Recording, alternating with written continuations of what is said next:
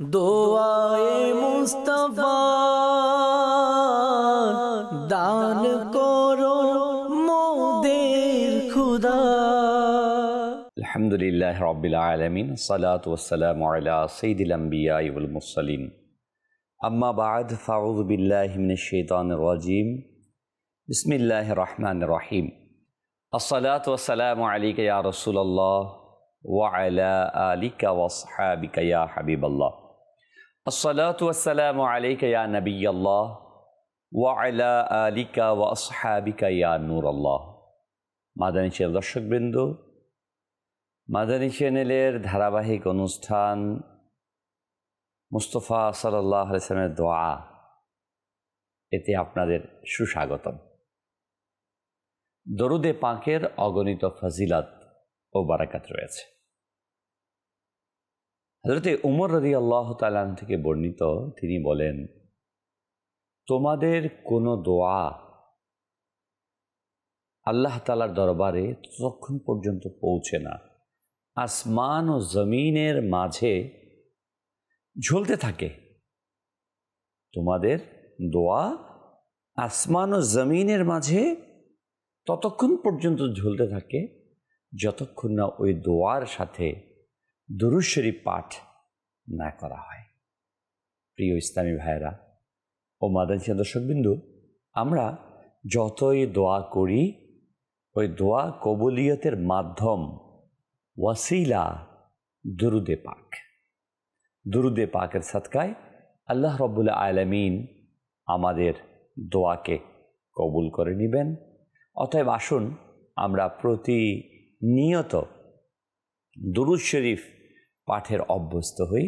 উলামায়ে কেরাম কিতাবের মধ্যে লিখেছেন যে দোয়া আমরা যে করি, এ দোয়া যদি কেউ করতে সময় নাও পায়, দুরূদ শরীফ পড়তে থাকে, তো আল্লাহ তাবারক ওয়া তাআলা তার কুদরত দ্বারা ওই বান্দাকে তার চাইতে অধিক দান করবেন, যা সে দোয়া করে আল্লাহর কাছ থেকে অর্জন করতে।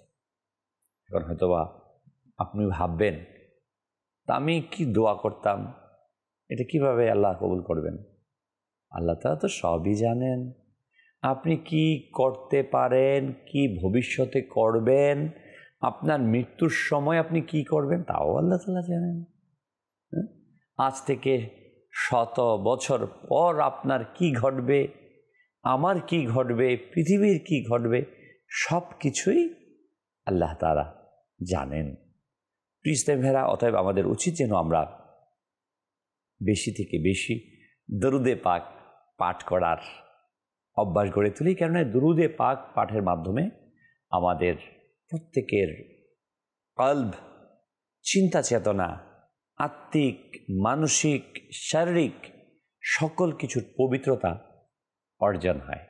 আল্লাহ তাআলা আমাদেরকে অধিক পরিমাণে দুরূদ শরীফ পাঠের তৌফিক দান করুন। সাল্লু আলাল হাবিব সাল্লাল্লাহু তাআলা আলা মুহাম্মদ সাল্লাল্লাহু আলাইহি ওয়াসাল্লাম। প্রিয় ইসলামী ভাইরা ও মাদানী চ্যানেল দর্শকবৃন্দ, আমরা এই অনুষ্ঠানে প্রিয় আকা মাদানী ওয়ালে মুস্তাফা সাল্লাল্লাহু তাআলা আলাইহি ওয়া আলিহি ওয়াসাল্লাম এর দোয়া সম্পর্কিত বিভিন্ন ঘটনাগুলো শ্রবণ করি। আজকে আমরা যে বিষয়টি নিয়ে রাসূল সাল্লাল্লাহু আলাইহি ওয়াসাল্লামের দোয়া সম্পর্কে বয়ান শুনব, তা হচ্ছে মৃতকে জীবিত করে দেয়া। হ্যাঁ, নবী সাল্লাল্লাহু আলাইহি ওয়াসাল্লাম মৃতকেও, মানুষ এবং প্রাণী, মৃতকেও জীবিত করেছেন। রাসূল আকরাম সাল্লাল্লাহু আলাইহি ওয়াসাল্লাম দোয়ার ওয়াসিলায় নবী সাল্লাল্লাহু আলাইহি ওয়াসাল্লাম দোয়া করেছেন, তারা জীবিত করে দিয়েছেন। তো আজকের আলোচ্য বিষয় মৃতকে জীবিত করে দিল। আসুন আমরা এই প্রসঙ্গে শোনার পূর্বে কোরআনুল কারীমের সে নির্দেশনাগুলো শ্রবণ করে নেই, যে আল্লাহ তাআলা দোয়া করার জন্য নিজেই কিন্তু তার বান্দাদেরকে উদ্বুদ্ধ করেছেন। আর রাসূল আকরাম সাল্লাল্লাহু আলাইহি ওয়াসাল্লাম আল্লাহ তাআলার নির্দেশের সর্বোত্তম আমলকারী। রাসূল সাল্লাল্লাহু আলাইহি ওয়াসাল্লাম এই কাজটি প্রতিনিয়তই করেছেন। আর রাসূল সাল্লাল্লাহু আলাইহি ওয়াসাল্লাম ইরশাদও করেছেন দোয়া মুমিনের হাতিয়ার। হ্যাঁ, মুমিন বান্দার সাকসেসের মাধ্যম হচ্ছে একটি, এটা অন্যতম যে আল্লাহ তাআলার কাছে দোয়া করা। দোয়ার ওয়াসিলাতে আল্লাহ তাবারক ওয়া তাআলা, হাদিসে পাকে আসছে, আল্লাহ তাআলা তাকদীরকে পর্যন্ত পরিবর্তন করে দেন দোয়ার মাধ্যমে। হ্যাঁ, তাকদীর কয়েক প্রকার রয়েছে। এই এক প্রকারের মধ্যে এটাও যে দোয়ার কারণে নেক বান্দাদের দোয়া, নিজের দোয়া, পিতামাতার দোয়া, এর বদৌলতে আল্লাহ তাবারক ওয়া তাআলা তাকদীরকে পর্যন্ত পরিবর্তন করে দেন।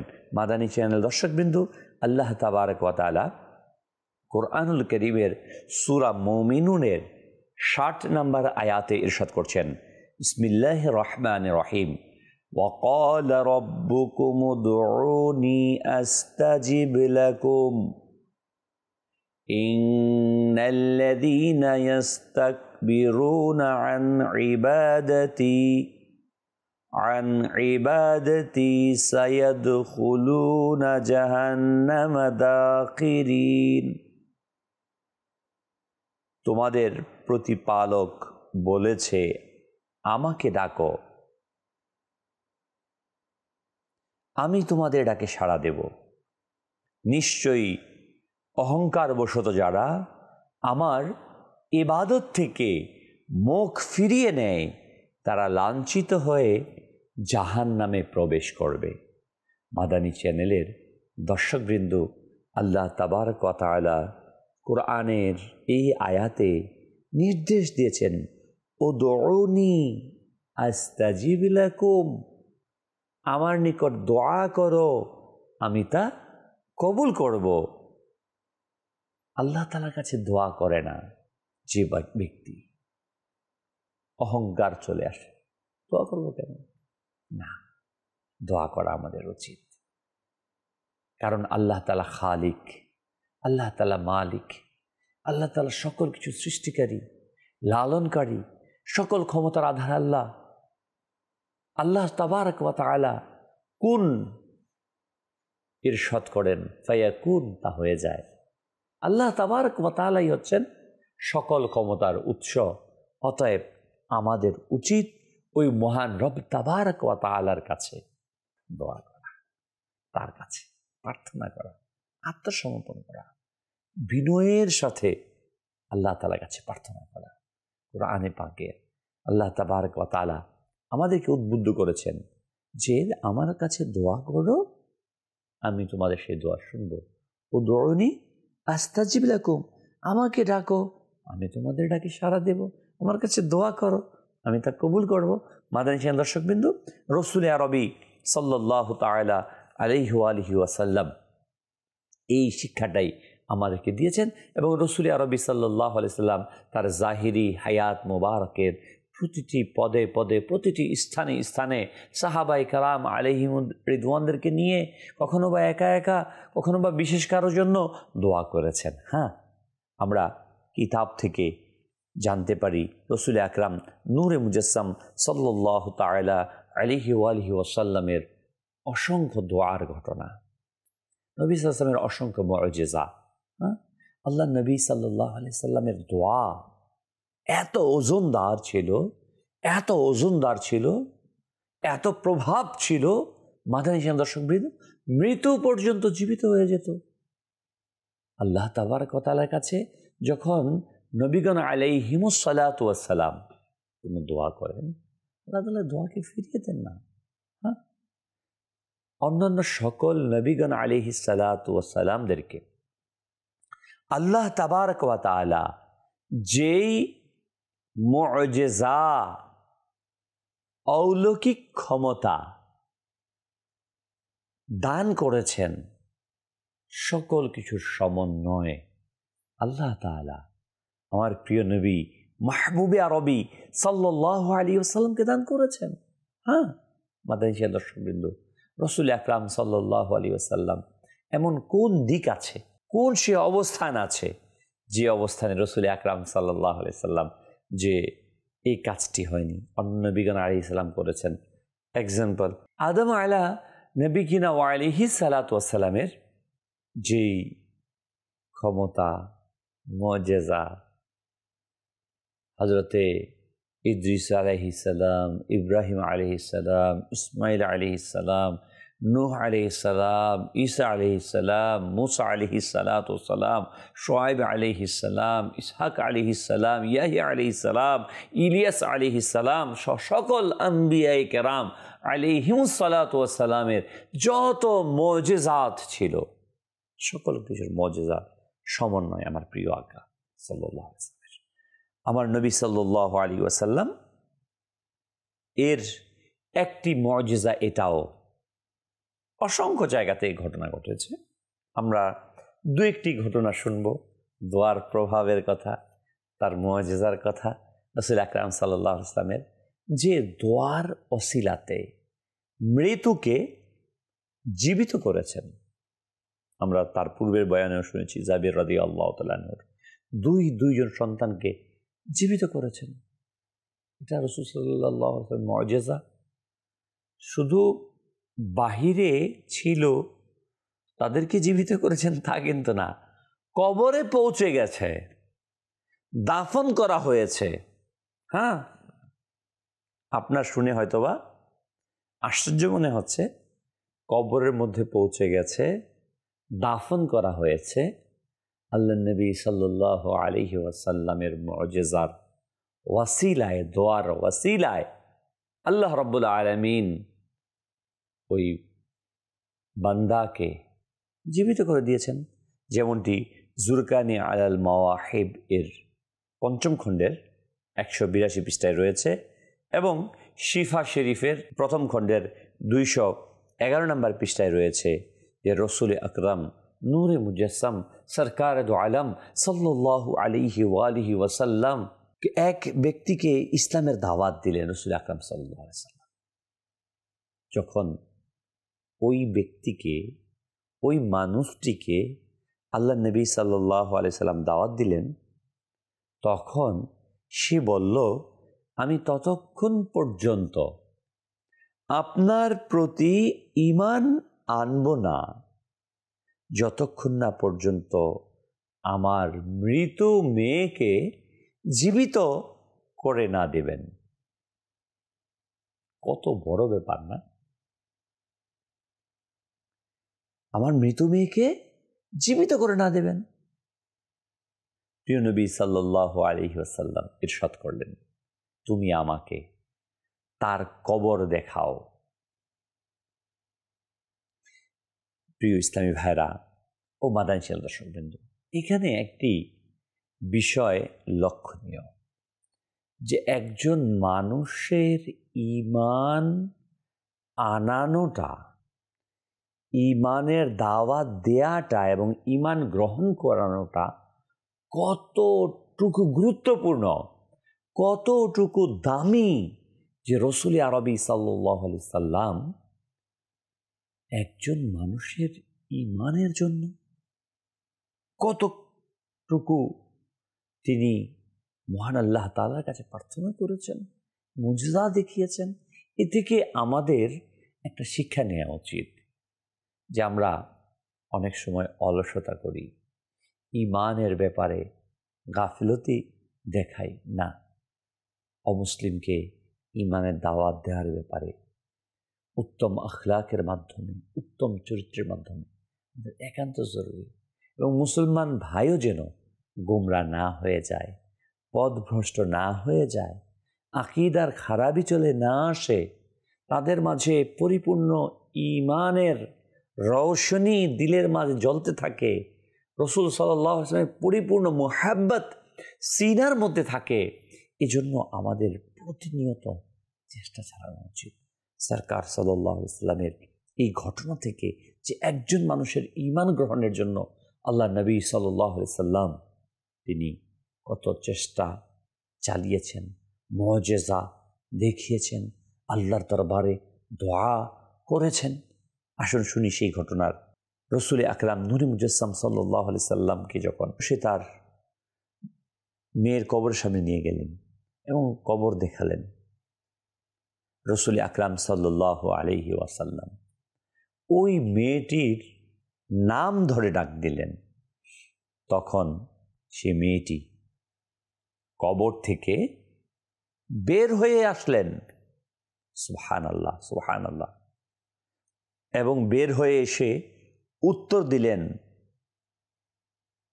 লাব্বাইক, হুজুর আমি আপনার দরবারে হাজির। সুবহানাল্লাহ সুবহানাল্লাহ। জীবিত না মৃত, আল্লাহ নবী সাল্লাল্লাহু আলাইহি ওয়াসাল্লাম যাকে ইশারা করেন, যাকে আহ্বান করেন, সে মৃত কিংবা জীবিত, জড় পদার্থ কিংবা উদ্ভিদ, চতুষ্পদ জানোয়ার কিংবা মানুষ, সে আল্লাহর নবীর দরবারে আসতে বাধ্য। কেননা আল্লাহ তাআলা তার মাহবুবকে, সকল সৃষ্টিকে তার মাহবুবের আনুগত্যশীল বানিয়ে দিয়েছেন। আল্লাহ নবী সাল্লাল্লাহু আলাইহি সাল্লাম যদি কোনো কিছু চান, প্রার্থনা করেন, দোয়া করেন, আল্লাহর নবী সাল্লাল্লাহু আলাইহি সাল্লামের কোনো ইচ্ছা হয়, আল্লাহ তাআলা ওই ইচ্ছাকে, ওই দোয়াকে কখনো ফিরিয়ে দেন না। মাদানী ছিলেন দর্শকবৃন্দ, ওই মেয়েটি আল্লাহ নবী সাল্লাল্লাহু আলাইহি ওয়াসাল্লামের দরবারে হাজির, বলেন আমি হাজির। রাসূল আকরাম সাল্লাল্লাহু আলাইহি সাল্লাম ওই মেয়েটিকে ইরশাদ করলেন, তুমি কি দুনিয়াতে ফিরে আসাকে পছন্দ করো? উঠে আসছেন, মুজিজা দেখাচ্ছেন, তুমি কি ফিরে আসা পছন্দ করো? জিজ্ঞাসা করেন, তোমাকে ফিরে নিয়ে আসি, তুমি কি এটা পছন্দ করো কিনা? মেয়েটি উত্তর দিল, না ইয়া রাসূলুল্লাহ সাল্লাল্লাহু আলাইহি ওয়াসাল্লাম, আমি আমার আল্লাহ পাককে আমার পিতা মাতার চেয়ে বেশি দয়ালু এবং আখিরাতকে দুনিয়ার চেয়ে উত্তম হিসেবে পেয়েছি। সুবহানাল্লাহ সুবহানাল্লাহ সুবহানাল্লাহ। মাদানী দর্শকবৃন্দ, এই ঘটনার মধ্যে কিন্তু কয়েকটা বিষয় আমাদের সামনে উপস্থাপিত হলো, যে কথা আরজ করলাম, সরকার সাল্লাল্লাহু আলাইহি সাল্লাম একজন মানুষকে হেদায়াত দেওয়ার জন্য কত বড় কষ্টকর, আল্লাহ তাআলার দরবারে ফরিয়াদ, একজন মৃত ব্যক্তিকে জীবিত করা, ওই জায়গায় পর্যন্ত পৌঁছে গেছে। কত কঠিন কষ্টকর বিষয়টাকে আমাদের দুনিয়াবি জাহেরি হায়াত, আমাদের জাহেরি দৃষ্টিতে আল্লাহ নবী সাল্লাল্লাহু আলাইহি ওয়াসাল্লামের জন্য এটা কিছুই না, কিন্তু আমরা জাহেরি বিষয়টা, যে একজন মানুষের হেদায়েতের জন্য এত কিছু ঘটানো, এত কিছু ফরিয়াদ করা, আমরা কি পারি না আমাদের প্রতিবেশী অমুসলিম যদি কেউ থাকে, তাকে হেদায়েতের জন্য চেষ্টা চালানো, উত্তম আখলাক, উত্তম চরিত্র, ভালোবাসা। আর যারা মুসলমান আমার ভাই আছে, আমার বোন আছে, তাদের আকীদা যেন বিশুদ্ধ থাকে, তারা যেন গোমরা না হয়ে যায়, তারা যেন সঠিক পথের উপর স্থায়িত্ব থাকে, এজন্য কি আমাদের প্রচেষ্টা চালানো উচিত না? মাদানী দর্শকবৃন্দ, আসুন আমরা চেষ্টা করি এরই পাশাপাশি রাসূল আরবি সাল্লাল্লাহু আলাইহি ওয়াসাল্লামের এই মুজিজা, এই দোয়া থেকে, দোয়ার মাধ্যমে জীবিত হওয়া এই মেয়েটির মাধ্যমে আমরা জানলাম যে দুনিয়ার চাইতেও আখিরাত উত্তম। আমরা আজকে এই ধ্বংসশীল পৃথিবীর জন্য প্রচণ্ড প্রতিযোগিতায় লিপ্ত আছি। আল্লাহ রাব্বুল আলামিন এই অবস্থায় আমাদেরকে যেন ফিরিয়ে এনে আখিরাতের প্রতিযোগিতার মধ্যে লাগিয়ে দেন। আল্লাহ তাআলা আমাদের সেই তৌফিক দান করুন যে উত্তম হিসেবে ওই মেয়েটি পেয়েছে আখিরাতকে। অতএব আমরা যেন ওই আখিরাতের জন্য কোনো কাজ করতে পারি, চেষ্টা চালাতে পারি, নিজেকে গাফিল করে না রাখি, আমাদেরকে যেন দুনিয়া মোহ অন্ধ করে না রেখে দেয়। আলহাকুমুত তাকাসুর হাত্তা যুরতুমুল মাকাবির, দুনিয়ার মোহ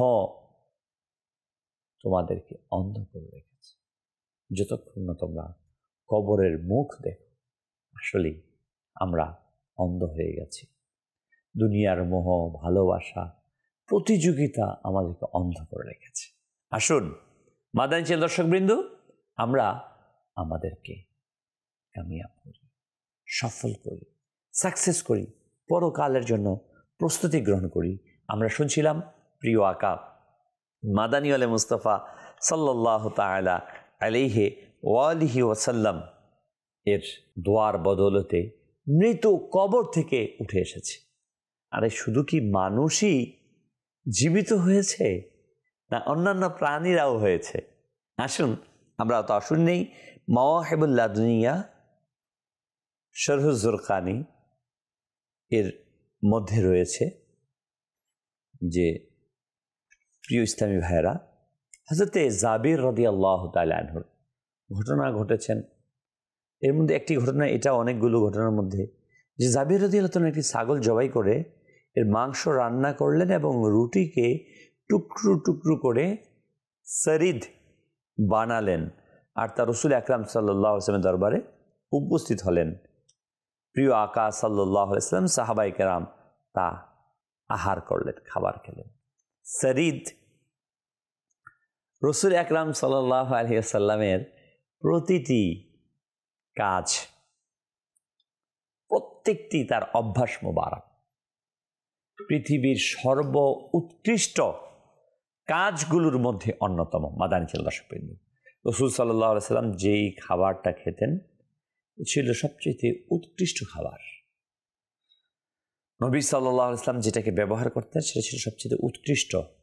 আজকে আমরা বর্তমান সময়টাকে আধুনিক সময় বলি না, এই সময় এসেও সরকারে দো আলম নূরে মুজাসসাম সাল্লাল্লাহু আলাইহি ওয়াসাল্লামের সেই 1450 বছর পূর্বে যে স্যান্ডেল মোবারক ব্যবহার করেছেন চামড়ার, বর্তমানে সেটাকে সবচাইতে উন্নত আধুনিক বলা হয়।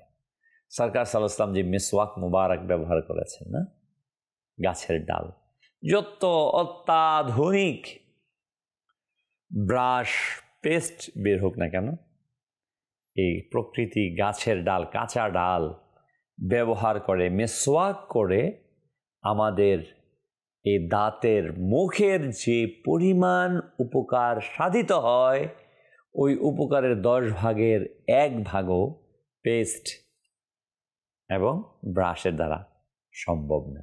এটা আমি বলছি না, আপনি জানুন যে, কেননা গাছের রস ধারা, যে গাছের ডালটা যখন আমি মেসওয়াক করব, এর যে রস গিয়ে আমার মুখে থাকবে, দাঁতের গোড়াতে প্রবেশ করবে, মুখে যাবে, আমার সমস্ত ভাইরাসগুলোকে নষ্ট করে দেবে, এখানে একটি সতেজতা সৃষ্টি করবে। হ্যাঁ, অবশ্যই ওই মেসওয়াকের ব্যবহার বিধি কিন্তু আমাকে জেনে নিতে হবে। আমি যদি ব্যবহার বিধি না জেনে যেমন খুশি তেমন ব্যবহার করি, তখন কিন্তু এটার বৈশিষ্ট্য আমরা খুঁজে পাবো না। তো যে কথা আমি আরজ করছিলাম, সরকার দো আলম সাল্লাল্লাহু আলাইহি ওয়াসাল্লাম যে খাবার খেতেন সরিদ, এই সরিদ থেকে কথাটা আসছে। রাসূল আকরাম সাল্লাল্লাহু আলাইহি ওয়াসাল্লাম সরিদকে খুব অত্যন্ত পছন্দ করেন। সরিদ কি? ঝোলকৃত গোশতের রান্না করা তরকারিতে রুটিকে চিড়ে চিড়ে দেয়া, ছোট ছোট টুকরা করে, আর ওই গোশতের ঝোলের মধ্যে সেটা ভিজে যায়, এটাকে সরিদ বলা হয়। আসলেই এই খাবারটা অত্যন্ত টেস্টি, মজাদার খাবার, উৎকৃষ্ট খাবার। বর্তমান সময়ে রুটি এবং গোশত এটা উন্নত খাবার, আর বিশেষত খাসির গোশত, বকরির গোশত, ছাগলের গোশতটা আর রুটি, এটা তো উৎকৃষ্ট খাবার। এটা সারা পৃথিবীর মানুষই জনপ্রিয়তার সাথে, মজার সাথে সেটাকে খেয়ে থাকে। রাসূল আরবি সাল্লাল্লাহু আলাইহি ওয়াসাল্লামের দরবারে সেটাকে পেশ করা হলো। সরকারে দো আলম সাল্লাল্লাহু আলাইহি ওয়াসাল্লাম এবং সাহাবায়ে কেরাম আলাইহিমুর রিদওয়ান তা থেকে আহার করলেন। যখন সবাই খেয়ে শেষ করলেন, তখন রাসূল সাল্লাল্লাহু আলাইহি ওয়াসাল্লাম ওই ছাগলের সকল হাড়গুলোকে একটি পাত্রে জমা করতে বললেন। সেই হাড়গুলোর উপর নিজের হাত মোবারককে রেখে কিছু বাক্য ইরশাদ করলেন। তখন এই মুজিজা প্রকাশ পেল যে সেই ছাগলটি হাড় ছিল, তখন ওই হাড়গুলো একত্রিত হলো এবং ছাগলটি দাঁড়িয়ে গেল এবং নেজ নাড়তে লাগলো। অথবা রাসূল করিম সাল্লাল্লাহু আলাইহি সাল্লাম ইরশাদ করলেন, হে জাবির, তুমি তোমার ছাগল তোমার ঘরে নিয়ে যাও। হযরত জাবির রাদিয়াল্লাহু তাআলা আনহু যখন এই ছাগলটিকে নিয়ে বাড়িতে প্রবেশ করলেন, তখন তার স্ত্রী আশ্চর্য হয়ে গেলেন, এই ছাগল কোত্থেকে আসলো? হযরত জাবির রাদিয়াল্লাহু তাআলা আনহু বললেন, আমরা আমাদের এই ছাগলটি রাসূল আরবি সাল্লাল্লাহু আলাইহি সাল্লামের জন্য জবাই করেছিলাম। হুজুর আকরাম সাল্লাল্লাহু আলাইহি সাল্লাম আল্লাহ পাকের নিকট দোয়া প্রার্থনা করলেন, তখন আল্লাহ পাক এই ছাগলটিকে জীবিত করে দিলেন। এই কথা শুনে তার স্ত্রী রাদিয়াল্লাহু তাআলা আনহা কালিমা শাহাদাত পাঠ করতে লাগলো, আশহাদু আল্লা ইলাহা ইল্লাল্লাহু ওয়াহদাহু লা শারীকা লাহু ওয়া আশহাদু আন্না মুহাম্মাদান আবদুহু ওয়া রাসূলুহু কালিমা পাঠ করলেন। প্রিয় ইসলামী ভাইরা ও মাদানী চ্যানেল দর্শকবৃন্দ, আমরা এই ঘটনা থেকে জানতে পারলাম যে রাসূল আকরাম নূরে মুজাসসাম সাল্লাল্লাহু আলাইহি ওয়াসাল্লাম ওই সত্তা জিনার দোয়ার বদৌলতে, মুজিজাতে মৃত ছাগল খেয়ে ফেলা, শুধু মৃত না, আর অস্তিত্বটাও পৃথক হয়ে গেছে, রান্না করা হয়েছে, খেয়ে ফেলেছে, হয়তো কোনো হাড়ও খেয়ে ফেলেছে। ওই হাড়ের উপর হাত বুলিয়ে দিয়ে দোয়া করার কিছু পাঠ করার সাথে সাথে আল্লাহ তাআলা ওই মুজিজাকে দান করেছে। আল্লাহ নবী সাল্লাল্লাহু আলাইহি সাল্লাম কোন পর্যায়ের মহান সত্তা ছিলেন! আল্লাহ তাআলা সর্বশ্রেষ্ঠ মাহবুব, আল্লাহ তাবারক ওয়া তাআলা সবচাইতে প্রিয়, আল্লাহ তাআলা যার ওসিলায় কুল কায়নাতকে সৃষ্টি করেছেন, ওই নবী সাল্লাল্লাহু আলাইহি ওয়াসাল্লাম আমার প্রিয় আকা, যে মৃতকে জীবিত করে দেয়, ওই দয়ালু আকার আমাদের প্রতি যদি দয়ার দৃষ্টি দেন, আমাদের এই মৃত কালটা জীবিত হয়ে যাবে ইনশাআল্লাহ। এমন নজর করো আকা, মৃত দিলকে তুমি জিন্দা করে দাও। ইয়া নবী আল্লাহ, ইয়া নবী আল্লাহ, ইয়া নবী আল্লাহ, আমাদের প্রতি আপনার দয়ার দৃষ্টি চাই, আমাদের প্রতি আপনার করুণা দৃষ্টি চাই, আপনার শাফাআত তলব করি। ইয়া নবী আল্লাহ, ইয়া নবী আল্লাহ, ইয়া নবী আল্লাহ। আমরা অনেক পরে এসেছি, আমরা হাদিসে কারিমাগুলো শুনেছি, ঘটনাগুলো কিতাবের মধ্যে পড়েছি। ইয়া নবী আল্লাহ, আপনি যার প্রতি দৃষ্টি দিতেন তার উভয় জাহান সফল হয়ে যেত। ইয়া নবী আল্লাহ, আমরা আপনাকে দেখিনি। ইয়া নবী আল্লাহ, এই চোখ আপনাকে দেখার সৌভাগ্য অর্জন করেন। ইয়া নবী আল্লাহ, আমাদেরকে আপনার দয়ার দৃষ্টি দান করুন, আমাদেরকে আপনার কাছে ডেকে নিন, আমাদের এই হৃদয়কে আপনি পুরো পবিত্র করে দিন। আল্লাহ তাবারক ওয়া তাআলার কাছে দোয়া করে দিন, ইয়া নবী আল্লাহ, যেন আমরা সফল কাম, যেন আমরা কামিয়াব হয়ে যাই। আল্লাহ তাবারক ওয়া তাআলা যেন আপনার ওয়াসিলায় আমাদেরকে কবুল করেন। প্রিয় মাদানী চ্যানেল দর্শকবৃন্দ, আল্লাহ তাবারক ওয়া তাআলার কাছে এই দোয়াই রাখবো, আল্লাহ তাআলা যেন তার প্রিয় মাহবুব সরকারে দো আলম নূরে মুজাসসাম সাল্লাল্লাহু তাআলা আলাইহি ওয়া আলিহি ওয়াসাল্লাম এর সদকায় আমাদের কালো কল্পকে, কালো হৃদয়কে উজ্জীবিত করে দেন, মৃত এই কল্পটাকে আলোকিত করে দেন। সাল্লু আলাল হাবিব সাল্লাল্লাহু তাআলা আলা মুহাম্মদ সাল্লাল্লাহু আলাইহি ওয়াসাল্লাম। দোয়ায়ে মুস্তাফা